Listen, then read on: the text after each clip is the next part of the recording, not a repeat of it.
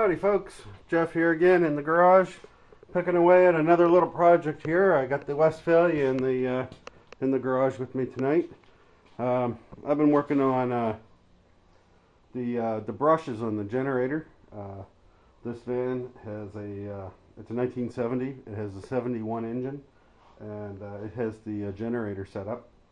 And I've been having some problems with the lights coming on as we're driving. So I bought some new brushes and I plan to install those. And anyway, here's a couple of little problems that I ran into.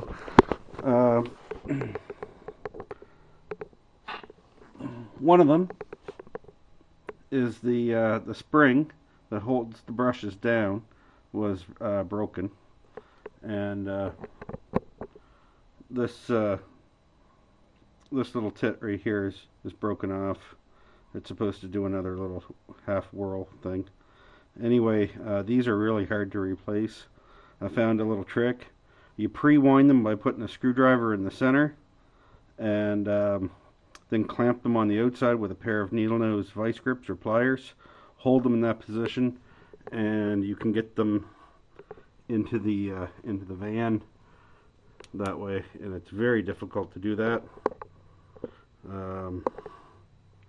Let's see if I can show you where they go here. There's the generator, and let's see if I can get a good view of this.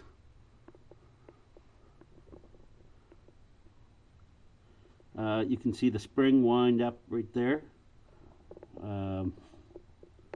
That's where the spring goes. In that empty pocket where the leg of the spring is where the new brushes go. And there's one down underneath as well, which is going to be quite difficult to get at. But one of the things, one of the problems I solved was when the brushes come out, there was, and this is a brush, there was a screw, and it was a flathead screw. And I am getting rid of the flathead screws for socket head cap screws. And the reason I'm doing this is because when I got to get up underneath that generator to hold that screw in place, it will be a lot easier to do with an Allen key that will stay on top of the screw, will stay on top of the Allen key, and I won't be fussing with it. I can just put it up in place and wind it in and not worry about that. The other advantage is when I do the top, the same is true. The screw will stay on top of the Allen key, a little bit of grease in there, and that saves some problems. With a flathead screwdriver in there, that would be hell to do. So just remember, if you use that trick, it's a metric bolt. I think they're M4s or something like that. So that's the trick there. The other thing is with the brushes, you got to make sure they slide well in those little sockets there. So once again, I can show you the socket.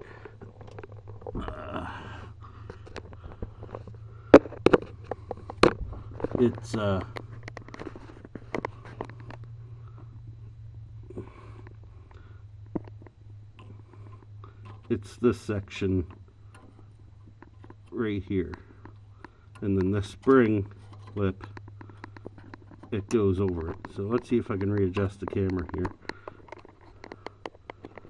if that makes any difference. That makes no difference. So this pocket is where the brushes go. Goes down onto the armature down here, which I'm going to clean and install the new brushes. That screw goes right in here, and hopefully I'll have this buttoned up in a little bit. So just remember, if you don't have to replace these springs, don't. They're a bitch to replace. The upper one was quite difficult to replace. I can't imagine doing the lower one. Let's see if I can get you. This is up and underneath the generator here, and yeah, if you can imagine. So there's your spring. There's the pocket for the brush and the screw hole. But once again, that would not be fun to get at because that's where that is. I just had the camera right here. So imagine trying to get up under here and try to replace that spring. That wouldn't be a lot of fun. If you don't need to replace that spring, don't. Howdy folks, just a continuation on the camper van brush deal. Got the brushes in. They work pretty good. We just took the van for a little run tonight. I got the brushes in last night, so I forgot my camera out in the garage. That's why there was no update on that. So yeah, I took that for a little run. Took the Beetle for a little run as well, and it worked pretty good. And so we're getting ready to go camping this weekend. It's currently Wednesday night, and we're getting geared up to getting that camper geared up. I will have another video regarding the awning that we built.